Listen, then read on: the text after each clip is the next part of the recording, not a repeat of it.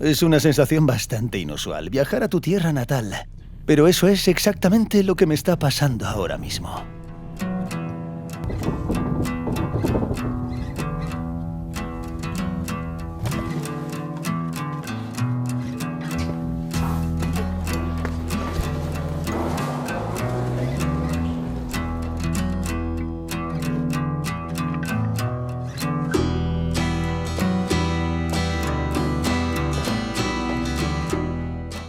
Así que pasé todos mis 30 años aquí y con razón. Es una ciudad cómoda que ha ido mejorando cada año. Es una ciudad grande, con una arquitectura austera, llena de gente valiente e inteligente, con mala suerte geográfica y un vecino sanguinario. Tengo mucho que contaros sobre mi Járkov natal, pero primero voy a ir a casa. Un detalle muy hogareño. Los arbolitos que plantaron el año pasado ya han crecido un poco. Han crecido bastante.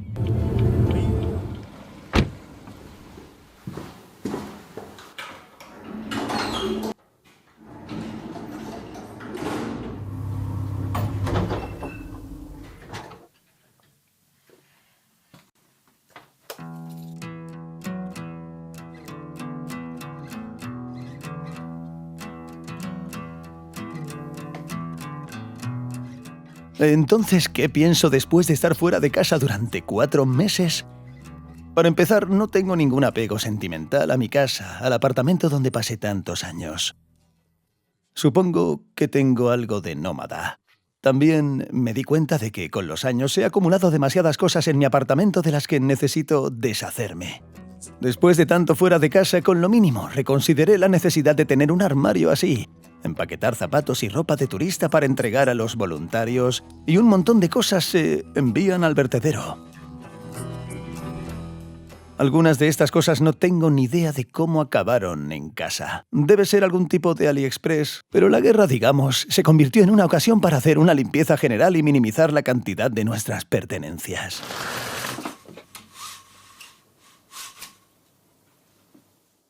En cuanto a los daños, el apartamento tenía algunas ventanas rotas por las ondas expansivas y fragmentos de proyectiles, algo típico en las casas de los alrededores. Vale, ya que estamos en casa, dejadme que os muestre mi barrio. Este es... Esta enorme zona residencial al noreste de la ciudad comenzó a construirse en la década de 1970 según un proyecto típico de la época. Por eso es un típico reino postsoviético de rascacielos de paneles. En mis vídeos a menudo lo he citado como ejemplo de uno de los tipos de edificios más poco atractivos. Saltívka incluso tiene su propio edificio King Size. Este es un edificio colosal y, en mi opinión, ridículo, de 24 plantas. Desde su construcción a finales de los 70 ha sido durante mucho tiempo el edificio más alto de Járkov. Pero a pesar de su gris hormigón armado, el barrio es bastante cómodo para vivir. Hay infraestructura adecuada, mucha vegetación, parques y campos deportivos. Este, por ejemplo, es uno de mis lugares favoritos en Saltívka. Mirad, el parque urbano, en el microdistrito 602.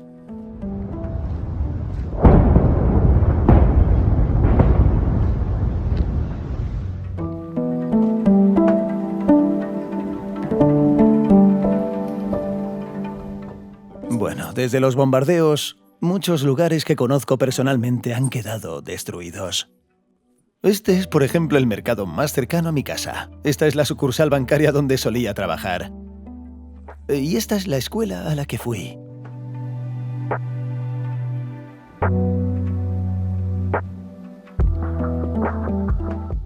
Cuando vi las ruinas de la escuela, no en las noticias sino en persona, lo primero que sentí fue nostalgia, porque a pesar del estado físico de la escuela, ningún misil puede destruir el conocimiento y los recuerdos que dejó. De hecho, fue en este mismo patio de la escuela en 2009. Yo todavía era un estudiante de un 10º grado bastante regordete. En 2009 vi mi último timbre. Puede que me equivoque, claro, pero creo que esos son los monitores de las computadoras con las que trabajaba en la escuela. La mayoría de las asignaturas se impartían en ruso, pero estudiábamos 4 idiomas a la vez: ucraniano, ruso, inglés, que por cierto era el más popular, e incluso un poco de alemán. En la época era considerada una de las mejores escuelas de Saltívka, pero seguro que se construye algo mejor. Espero sinceramente que los padres de los niños no tengan que pagar por esta reparación. Al igual que Saltívka, esta escuela se construyó según un proyecto típico de la época, por lo que el edificio en sí no tiene nada de especial. Pero hay muchos ejemplos de instituciones educativas con un valor arquitectónico mucho mayor en Járkov. Y la más famosa de las que fueron destruidas durante la guerra a gran escala es la Escuela 134. Quizás hayas visto su vídeo de estudiantes bailando su vals de graduación frente a paredes quemadas. Esta escuela fue construida en 1936 y durante la Segunda Guerra Mundial fue utilizada como establo por los alemanes. Aguantó esa guerra, pero a esta no sobrevivió. Cuando los rusos llegaron en vehículos blindados, nuestro ejército los recibió. Los rusos estaban estacionados en esta escuela y nuestro ejército los expulsó. Y la escuela se incendió. Porque hay un suelo de madera, es muy antiguo, de 1936. Todo el barrio está aquí. Ahora los estudiantes pobres no saben a dónde ir ni a qué escuela asistir, porque no hay nada más en este barrio que la escuela 110. Pero sigo pensando que en nuestra era de educación a distancia, este problema tiene solución, a diferencia de otras áreas donde no funcionará. Los hospitales de Járkov han sufrido un duro golpe tanto en términos literales como en términos de carga. En particular el servicio de traumatología en Saltívka, donde yo mismo he visitado repetidamente para tratar fracturas de mi infancia y todo tipo de lesiones deportivas. ¿Cuánto ha aumentado el flujo de personas y la carga de trabajo de los médicos durante las hostilidades? La naturaleza de la carga ha cambiado. Antes todo era sistemático e incluso se podían ingresar muchos pacientes, incluso 50 pacientes en un día. Pero se ingresaban proporcionalmente. En aquellos tiempos solo ingresaba un pequeño número de pacientes a la vez. De hecho, esta es la naturaleza habitual de las lesiones. Había heridas de combate, heridas de metralla, heridas de bala. Vimos lesiones terribles como cuando una persona pierde la cara o la mitad de la cabeza. Esto es realmente aterrador. Los cirujanos son personas con nervios de acero. Ya están acostumbrados a ver la carnicería humana y la sangre porque la ven a diario entre las paredes de sus hospitales, pero ahora los ciudadanos de a pie tienen que verlo en sus propios patios. En mi casa murieron personas. Las asesinaron. Y aquí encontré a las ancianas que fueron en busca de ayuda humanitaria, de panes, y por ellas recogí estos fragmentos. No los hice para venderlos, sino como un recuerdo. Este hombre de Saltívka, a quien conocí por casualidad cerca de casa de mi madre, sublimó su experiencia en forma de estas extrañas esculturas que hizo con fragmentos de proyectiles rusos. Y por desgracia en Saltívka hay más materia prima para su obra de la que nos gustaría, sobre todo en su famosa zona norte.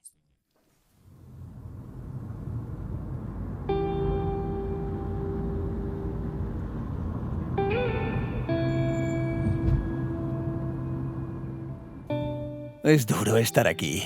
No con tus amigos que te invitaron a jugar al baloncesto, sino con periodistas y videógrafos extranjeros que vinieron a documentar el estado de la zona más afectada de mi ciudad.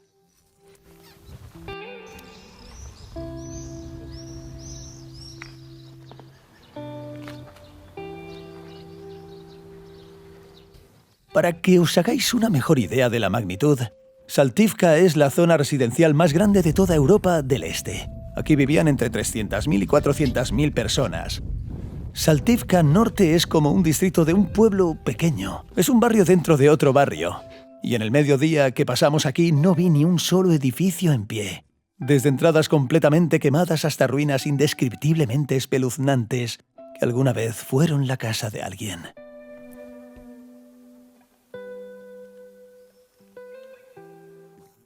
Saltívka Norte se ha convertido en un escudo para todo Járkov. Recibió el golpe más duro. Y en particular, gracias a ello, mi barrio se mantuvo relativamente intacto.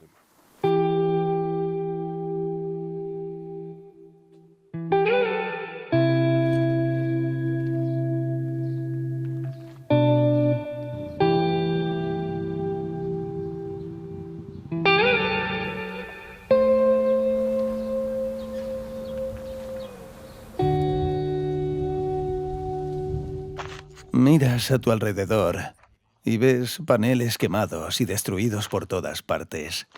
Algunos simplemente se derrumbaron. Cráteres de proyectiles por todas partes. Por ejemplo, este llegó y están almacenando basura en él. Nos advirtieron que había más que solo cráteres y casquillos de proyectiles. Podría haber mucha munición sin detonar. Así que hay que tener mucho cuidado y mirar siempre debajo de los pies. Además, debido a los constantes bombardeos, las compañías eléctricas no siempre tienen tiempo para restablecer las comunicaciones una y otra vez. Desafortunadamente, esta es una imagen familiar de las ciudades ucranianas que se han enfrentado a la agresión rusa. Mucha de la gente que conocimos vino simplemente para evaluar los daños, limpiar y sacar algunas cosas de sus apartamentos. Quienes tuvieron la oportunidad se refugiaron en otras ciudades o distritos más alejados de Kharkov desde los primeros días. Quienes no tuvieron la oportunidad pasaron semanas y meses escondidos en sótanos y estaciones de metro de Kharkov.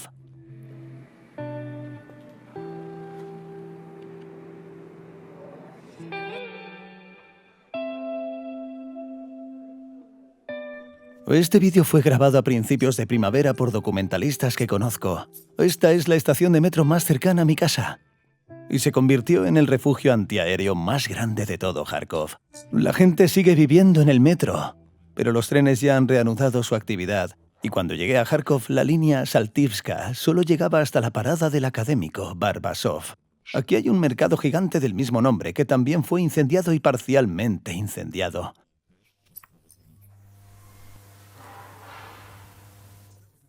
Este es uno de los mercados más grandes de toda Europa del Este. Y para que entendáis mejor la importancia de este lugar para Kharkov, mis padres trabajaron aquí en los 90, y probablemente todos los habitantes de Kharkov tenían algún conocido o familiar relacionado con este mercado. Porque, de hecho, todo el dinero estaba en este lugar. Claro que con la llegada de las compras en línea, ha dejado de ser tan importante, pero aún genera una gran cantidad de empleos. Bueno, y todavía puedes encontrar todo lo que quieras sin conexión. Desde repuestos hasta todo tipo de electrodomésticos y, por supuesto, los clásicos del género, ropa asiática de imitación. Por supuesto, la mayor parte del centro comercial ha sobrevivido, así que aquí está toda la zona del mercado, para que os hagáis una idea de su tamaño. Tiene el tamaño de un buen barrio de Saltiv y se ve claramente desde el satélite. Siempre ha estado muy concurrido en este lugar con sus numerosos letreros anticuados. Todo bullía, como una especie de Wall Street de Saltivka. Gente de toda Ucrania e incluso del extranjero venía aquí a comprar. Y el hecho de que esté tan devastado ahora supone un duro golpe para la economía de la ciudad. Pero está claro que los empleos en Kharkov no se limitan a los mercados en sí. Esta es una ciudad de casi 2 millones de habitantes con una gran variedad de sectores de actividad. Hay centros comerciales, fábricas y muchas obras de construcción. Y todo esto está ahora paralizado o prácticamente paralizado. Casi el 90% de los trabajadores de TI también se han ido de Kharkov. Pero lo único de esta industria es que ya están capacitados en programación y pueden trabajar a distancia. Y en particular la empresa Altixoft, donde trabajé durante 5 años antes de todo lo de YouTube y donde estoy ahora. Está un poco más vacío de lo que recuerdo.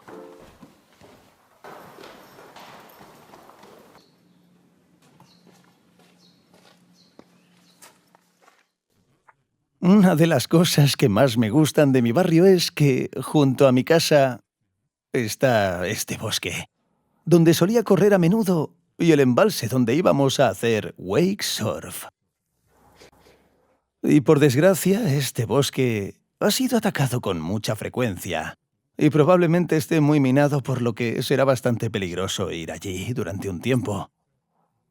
Y este problema no solo afecta a este bosque en particular, sino también a una gran cantidad de bosques y parques diferentes en toda Ucrania.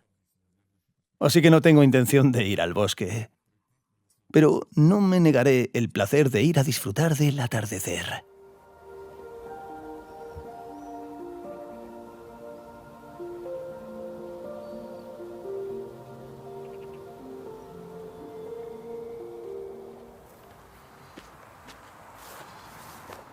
Hoy no habrá atardecer debido al toque de queda.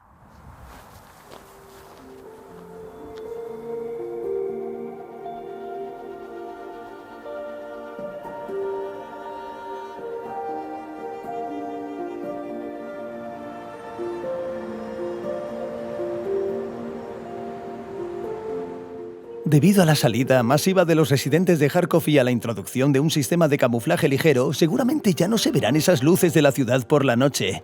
Como resultado, el nivel de contaminación lumínica ha disminuido significativamente. Y por primera vez en mi vida vi estrellas así sobre mi ciudad, como si no estuviéramos en una metrópoli, sino en algún lugar de los Cárpatos.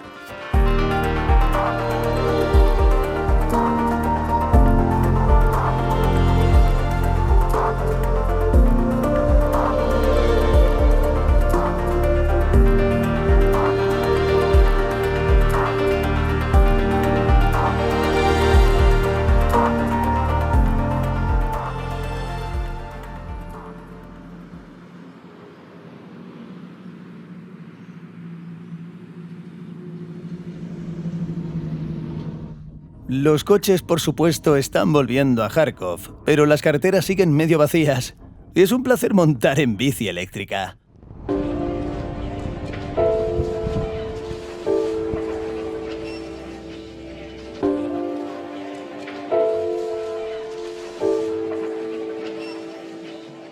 Claro que no me gustaría conducir por parques y calles vacías en este contexto y a este precio. Sin embargo, me gustaría hablar un poco sobre los problemas urbanos que ya habría abordado en mis vídeos habituales de visitas guiadas por la ciudad. Y empecemos por el sistema de transporte. En primer lugar, en Kharkov no hay una infraestructura ciclista adecuada. Los carriles bici que existen no cubren las necesidades, pero hay carreteras anchas y de muy buena calidad que se pueden utilizar incluso sin depreciación. Una ventaja añadida es la casi total ausencia de aceras y baches en el centro. Además, como ya he mencionado, el metro ha vuelto a funcionar. Es poco profundo, rápido y bastante cómodo. Sin embargo, no llega a todas partes, y el transporte público de superficie a veces deja mucho que desear. Claro que ahora tenemos que reconocer que ha sufrido graves daños. En particular, por ejemplo, la estación de tranvías de Kharkov fue bombardeada. Pero la enmienda no significa que tengamos que eliminar el transporte tranviario en zonas importantes de la ciudad, como por ejemplo la bajada a Zurablevsky. Veréis, todavía hay una vía de tranvía. Ahí está, a la derecha. Sigue, y sigue, y sigue, y ahora ha desaparecido en la subida. De hecho, aquí es donde solían estar las vías del tranvía de la Ruta 26, que conectaba a Saltivka con el centro de la ciudad. Y yo mismo he viajado en este tranvía muchas veces desde mi casa hasta el Parque Gorky. Y ahora, por decisión del alcalde, estas vías se han eliminado porque supuestamente destruyeron todos los tranvías. Y en el futuro ampliarán la calle e instalarán autobuses eléctricos. No soy un gran experto en urbanismo, pero me parece que esta no es la solución más adecuada para moverse rápidamente por la ciudad. Porque viajar en tranvía es mucho más eficiente y rápido. Uno pensaría que habría un carril aparte para autobuses y bicicletas, pero lo dudo. Algunos podrían decir que ahora no es el momento de hablar de estos temas. Pero si era el momento adecuado para retirar las vías del tranvía, también lo es para apelar esta decisión.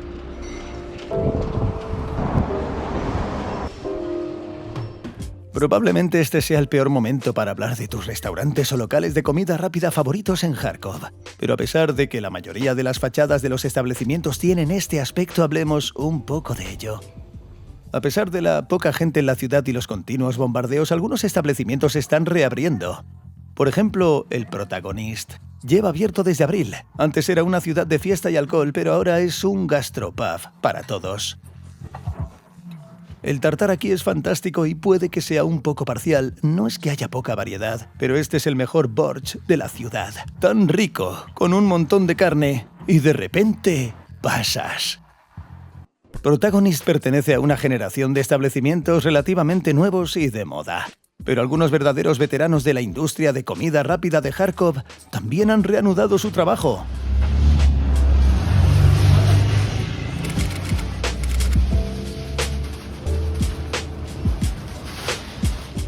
En resumen, el mundo de la pizza es muy diverso. Mucha gente ha oído hablar de la pizza napolitana. Algunos conocen la famosa pizza de Chengdu, con muchísimo queso. Y Kharkov tiene su propio género de pizza. Esta es una pizza del buffet.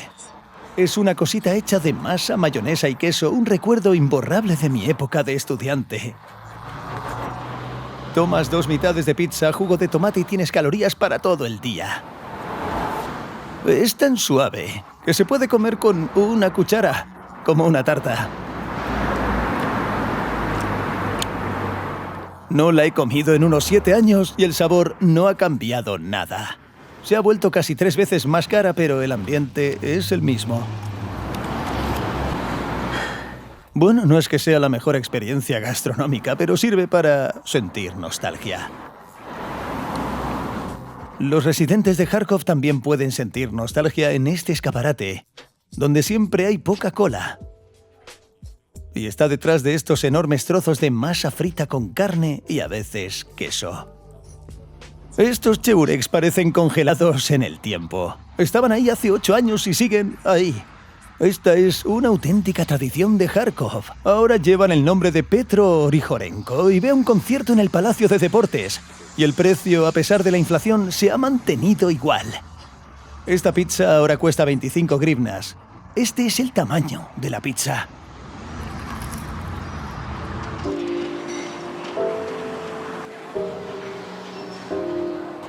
Además de que varias leyendas gastronómicas trabajan en la ciudad, a veces se abren establecimientos desde cero durante la guerra. Por ejemplo, un pequeño restaurante llamado People, que tiene una misión de voluntariado y también sirve comida a sus clientes. Por ejemplo, sirven un borscht muy bueno y una pizza con un nombre muy simbólico.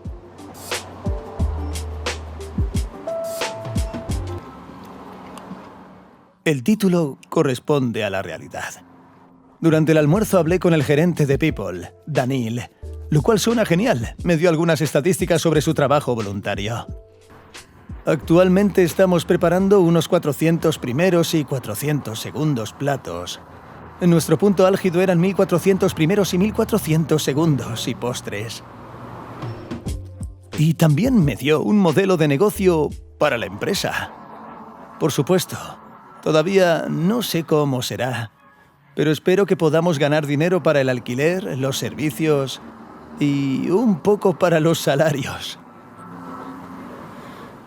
Porque los chicos llevan 4 meses cocinando y lo hacen con entusiasmo, sin cobrar.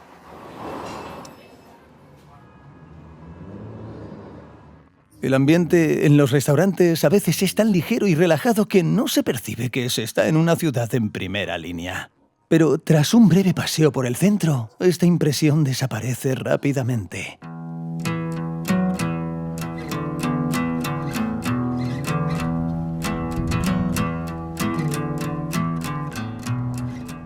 La lista de edificios dañados en el centro de la ciudad es aterradora. Y probablemente hayas visto muchos de ellos en las noticias, pero para darte más contexto, hablemos un poco de la arquitectura del centro de Járkov. La mayoría de los edificios conocidos por el público se construyeron durante la era soviética. La ciudad era una mezcla de casi todos los estilos de la época. Del constructivismo, su representante más famoso es la Casa de la Industria, el primer rascacielos de hormigón armado de la Unión Soviética. También hay brutalismo, como por ejemplo en la ópera. En mi opinión, este no es el edificio más exitoso, ya que se necesitó 4 veces más tiempo y recursos de lo previsto para su construcción. Y al parecer, para disuadirlo, su fachada está decorada con carteles publicitarios. Y por supuesto, hay varios representantes de diferentes variantes del estilo imperio soviético. Esto incluye la estación de tren, el ayuntamiento, que según me dijeron es más bien un art deco soviético, los edificios parcialmente dañados de la Universidad de Karazín y el edificio del Consejo Regional, completamente inservible tras un ataque con misiles. Quizás el edificio más famoso de este estilo en Járkov, la Casa con Agujas, se ha mantenido relativamente intacto.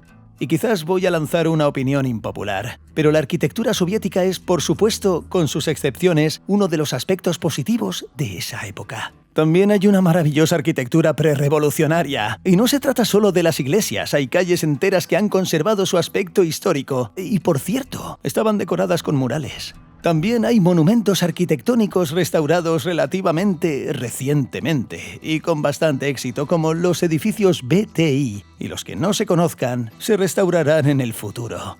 El ejemplo más famoso es el ahora destruido Palacio del Trabajo. Fue construido en 1916 con una acertada combinación de estilos Art Nouveau y neoclásico. Fue un proyecto extraordinario para la época e inicialmente fue un exitoso edificio comercial con locales residenciales y comerciales en alquiler. Pero poco después de que los bolcheviques tomaran el poder fue declarado comisariado y luego Palacio del Trabajo.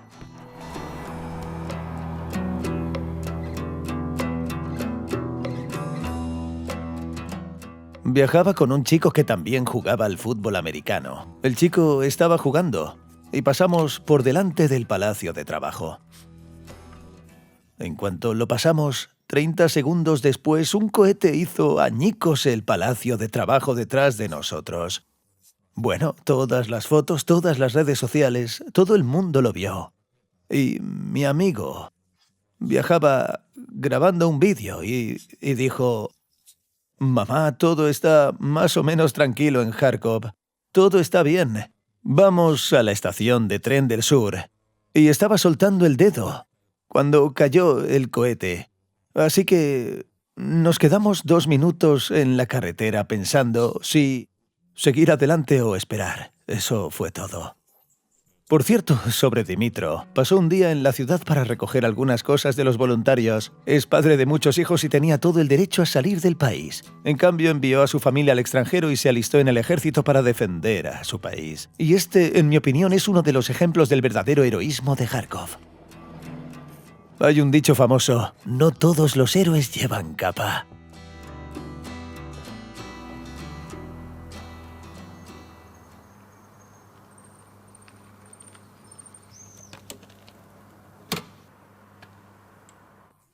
Y en nuestros tiempos, quizás sea relevante, no todos los héroes visten el uniforme de las Fuerzas Armadas de Ucrania. Y ahora me gustaría hablar un poco sobre por qué Kharkov es una ciudad heroica y sobre los ciudadanos que lo demuestran con su ejemplo.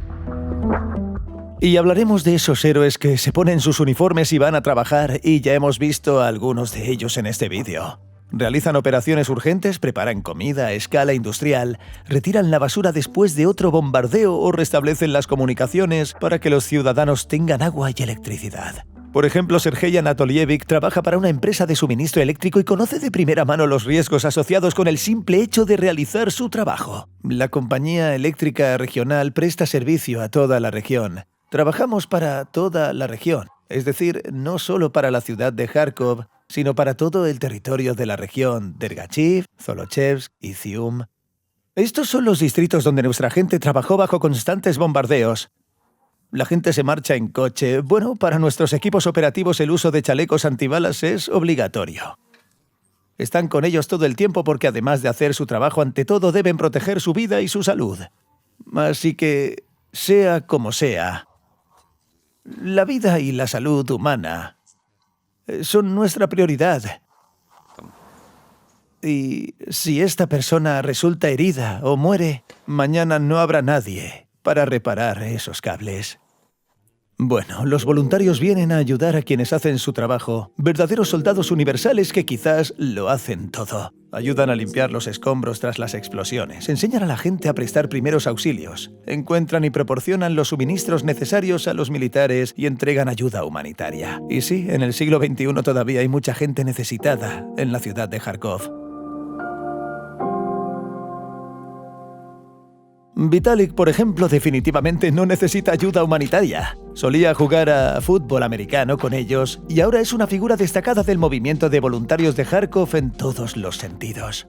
Cuando empezó la guerra, comía mucho y ahora ya no soy atlético, pero diría que soy un gerente de almacén serio. Sí, bueno, desde el principio de la guerra, como todos estábamos en pánico, no sabíamos qué hacer.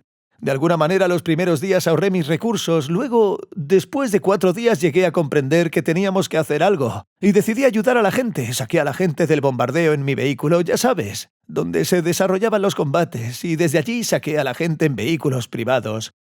Di mi número en algún lugar, en alguna comunidad, y así fue como la gente fue sacada constantemente. Me llevaron allí a alguien más, lo llevaron a otro lugar. Bueno, y luego nos unimos. Entonces teníamos 12 personas allí, 13, y ahora tenemos 60 personas.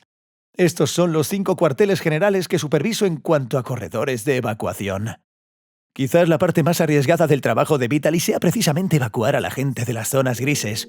Él y su equipo, tras recibir permiso del ejército, viajan en una enorme caravana a las aldeas de la región de Kharkov para ayudar a quienes lo necesitan, para trasladar a los lugareños con sus familias, médicos y mascotas de las zonas más cercanas a los combates.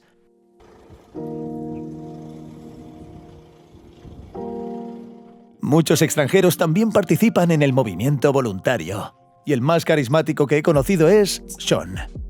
Nos conocimos cuando acompañaba a periodistas al norte de Saltivka y resultó ser un hombre extremadamente positivo que, tras enterarse de la guerra en Ucrania, vino aquí desde Estados Unidos. Vi en las noticias que la guerra había comenzado y pensé que tenía que hacer algo. Me di cuenta de que podía ayudar y ahora Europa y América están empezando a olvidarse poco a poco de la guerra. Por eso es importante que la gente se ofrezca como voluntaria. Tiene poco más de 30 años. Ha trabajado toda su vida en estaciones de servicio en Estados Unidos para Mercedes y Porsche. Y en cierto momento decidió que tenía que ayudar a Ucrania, a venir a Ucrania. Reparar los coches de los militares, los voluntarios y en general invertir sus esfuerzos incluso en la victoria de Ucrania. ¿Así que acabas de dejar tu trabajo? Sí, y ellos, Mercedes, me apoyaron mucho. Abrieron una recaudación de fondos para comprarme un billete y cubrieron mi estancia durante un tiempo, así que no vine desnudo, descalzo y ciego. Estados Unidos apoya a Ucrania y eso está bien. Él se preparaba para un viaje a Ucrania. Compró una olla de cocción lenta, tenía una parrilla, tenía un hervidor. Simplemente viajaba con un montón de cosas. Fui a la embajada de Ucrania en Chicago. Pregunté cómo podía hacer el viaje. Me dijeron que llegara a Polonia, así que volé de Denver, donde vivo, a Varsovia. Alquilé un coche y conduje hasta Rzeszów. Él voló a Europa, sin contactos, conocidos ni amigos. Cruzó la frontera con Ucrania a pie. Llegó a Lviv y publicó en Facebook que era Sean, de Estados Unidos, dispuesto a reparar coches para voluntarios y las Fuerzas Armadas de Ucrania. Me quedé en Lviv un mes aproximadamente. Conocí a los voluntarios de Rescue Now y me mudé a Kharkov.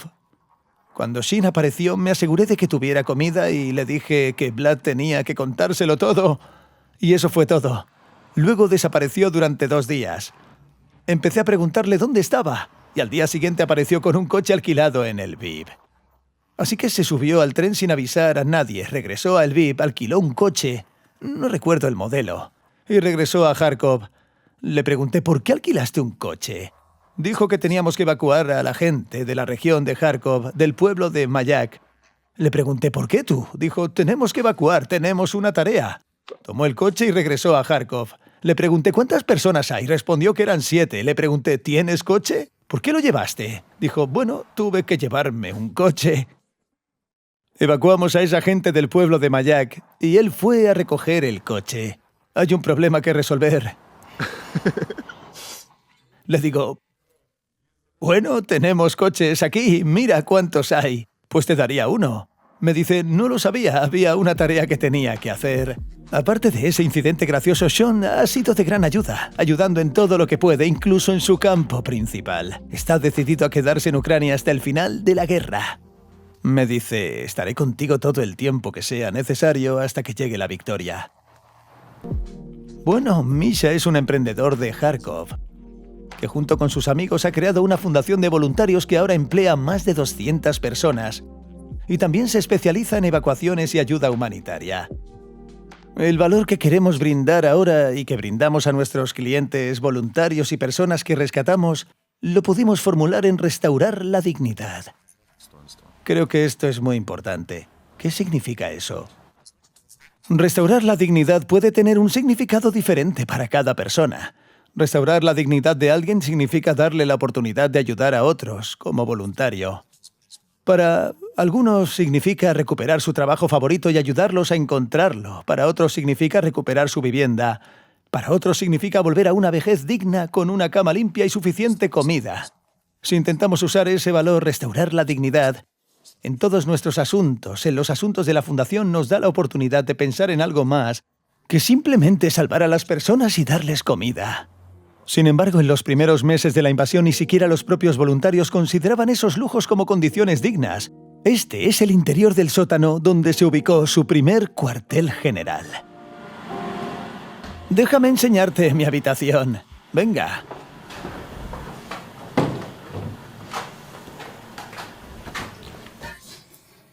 Aquí dormí. Aquí durmió Mikhailo y aquí durmió Oleksiy. ¿Cuánto tiempo llevas aquí?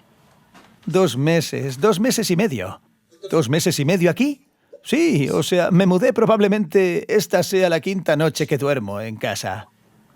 Aquí estaban nuestras cosas, las montañas, aquí dormimos en sacos de dormir. Aquí colgaban nuestras cosas. Parece un hospital psiquiátrico. Sí, hay un poco. Aquí teníamos un diagrama de flujo colgado. Y luego creamos otro para armar los mismos paquetes.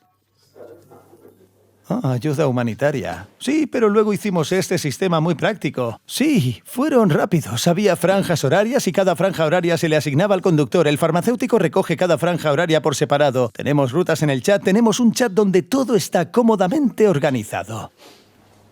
Al ver esto me di cuenta de que hoy en día las organizaciones de voluntarios no son solo un grupo de personas que meten ayuda humanitaria en un maletero y la llevan por la ciudad. Son verdaderas startups con recursos humanos, gestión, comunicación y, lo más importante, un nivel de motivación y solidaridad sin precedentes. Este es un recurso que debemos utilizar no solo ahora, sino también después de la guerra, para que el país crezca y se recupere. Y nuestra vida, que todos recordamos y echamos de menos ahora, será aún mejor después de que termine la guerra y llegue la victoria.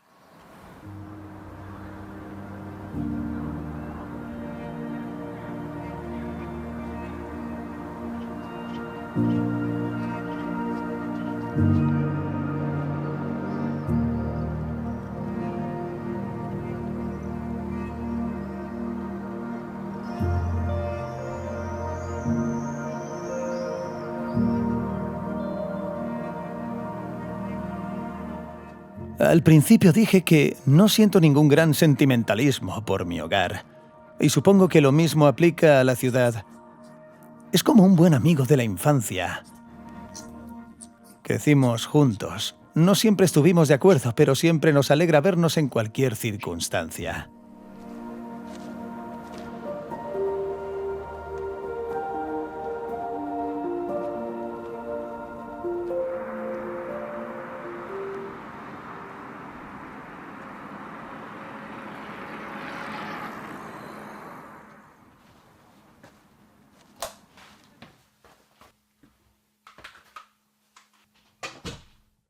Llegué a Kharkov justo cuando los bombardeos empezaban a intensificarse de nuevo. Y como oísteis, era bastante peligroso quedarse en Saltivka.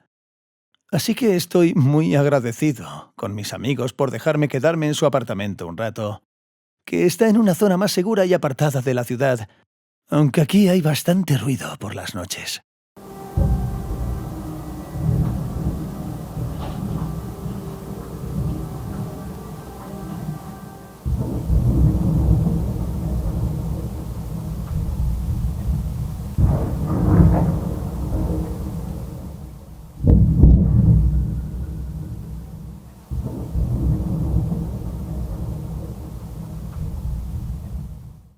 Y Saltivka, por supuesto, es doloroso de ver.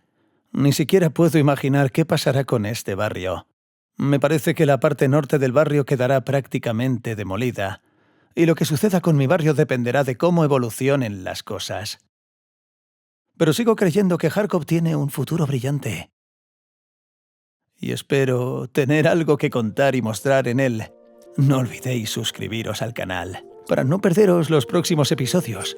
No salen muy a menudo, pero hago todo lo posible. Y también, si os parece interesante esta corriente de pensamiento sobre Kharkov, darle un like y un vistazo a todo el canal de YouTube. Compartidlo, nos ayuda mucho. Como siempre, muchas gracias por vernos. Nos vemos en el próximo vídeo. Vaya. Vaya, probablemente este ha sido el vídeo más difícil que he hecho. Quiero agradecer a quienes me proporcionaron imágenes de drones porque mis archivos de antes de la guerra no eran suficientes para mostrar todo lo que quería. Los enlaces a estos caballeros, así como a muchas otras cosas, están en la descripción del vídeo.